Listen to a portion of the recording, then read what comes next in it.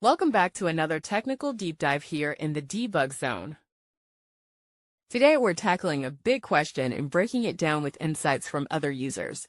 Hopefully this clears up some misconceptions and helps you get the answer you need. So buckle up, stay a little curious, and let's jump right in.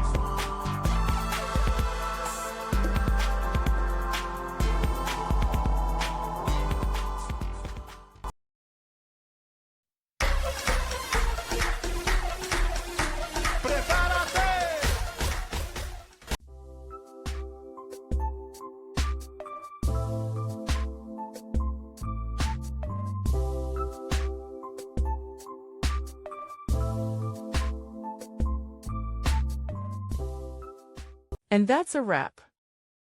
I hope you found the answer you were looking for.